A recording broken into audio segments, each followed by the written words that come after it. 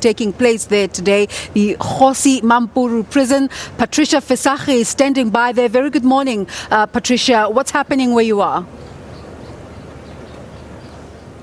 Well, good morning, Desiree, and to our viewers. As you would know, that it is also part of the country's constitution for inmates to also, of course, exercise their constitutional right to vote. And here at the Kgosi Mampuru Correctional Services Facility in the heart of the capital city, Pretoria, that's exactly what is happening. We expect about over 2,400 of them to cast their vote here at the correctional facility today.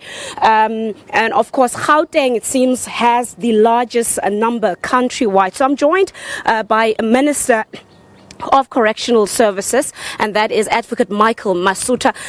Minister, every time when we have elections, you would hear South Africans complain, and some of them, expressing confusion as to why inmates are given the right to vote. Maybe we should just remind them why exactly.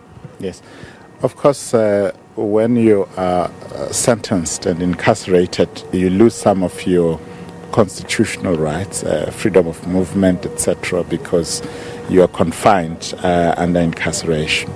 But you don't lose all your rights. The Constitution still guarantees you certain rights, and the right to vote is one of them, because you must participate as long as you are South African in determining the destiny of your own country in terms of who should govern you. And on a day such as this, where they're obviously gearing up, joining the rest of the country to make that crucial decision, what are some of the rules and regulations, the processes that are perhaps put in place from correctional services side to make sure that the process runs smoothly? Well, first of all, political parties were not allowed to campaign.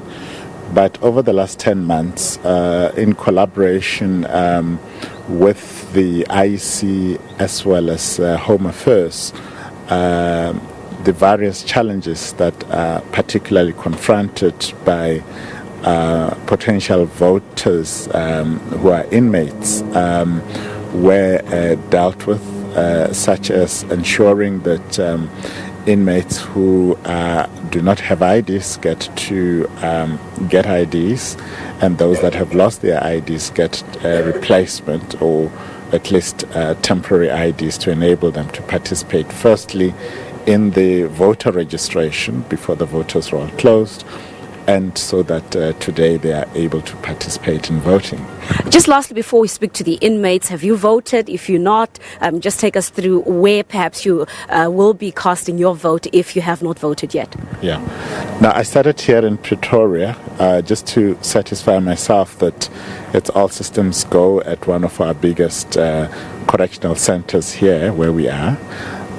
From here, I will be going to my own parliamentary constituency office in Rosebank, because my constituency as a public representative starts from Houghton to Sandton, and my voting station is in Orchards in Norwood, where my family home is. So I will at 11 o'clock be going to cast my vote then, and then go back to do duty for my political party as well at the voting station. All right, thank you so much. The Correctional Services Minister, Advocate Michael Masuta. Now, they may be removed from the rest of society, but as I said, they still do enjoy their constitutional right to participate in the country's elections. So let's speak to the inmates who will be voting just a short while from now. If you can just introduce yourself, sir, and tell us why it is so important for you to also participate in the country's 6th national elections. Hi, my name is Kgosi. I'm serving life sentence here at Kgosi Mampuru. I think it's important for us to vote because of it's our constitutional right. Firstly, we are South Africans. Even though we are incarcerated, this is one right that we still have amongst the limited rights that we still have. You're serving a life sentence. If I may, what was your crime? Murder and robbery. Now, of illegal firearm and theft. how do you feel as an inmate who will be serving such a long time in prison? How does that maybe perhaps your vote, how does that influence the conditions that you have to live under in prison? My vote makes sure that some of my rights that I still have as an offender are still observed. The right to be fed, the right for medical aid, and so forth. All right. So that's why I'm voting. All right, thank you so much. And you, sir, if you can just introduce yourself and also tell us why it is important for you to participate in the elections. Mina ngumonwabisi Enoch Mseleni. Kubaluleke kakhulu ukuthi ngivote njengomhlali wase South Africa. Ngokuthi ivote lami lizongisiza ukuthi nami ngibe nayo isay. Kukho okumele ngikusho ukuthi ugovernment ngizobe ngimkhethile, okuzobe ku government okhethwe yimi. Uzokwenza lokho mina ngifuna kwenze lama changes engifuna ukuthi kube khona inguquko la eMzansi Africa. If you are comfortable with sharing with the rest of South Africa, who is your political party of choice? Who will you be voting for? Obviously, you enjoy the prerogative not to share that information, but if you're comfortable, who will you be voting for? Who deserves your vote? That's my secret. All right, we'll have to leave it at there. And good luck to both of you when you do vote.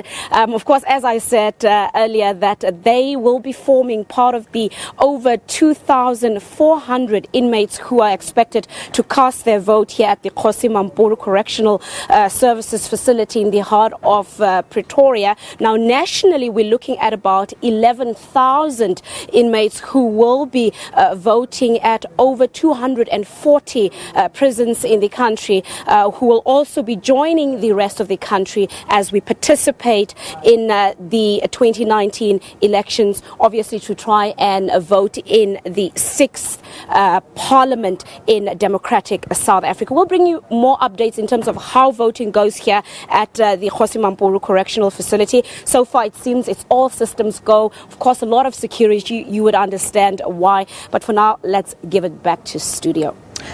How Patricia can keep her composure after listening to such a sad story. But yes, I suppose on the flip side, we can be glad that the Constitution still recognizes all the citizens of the country. We go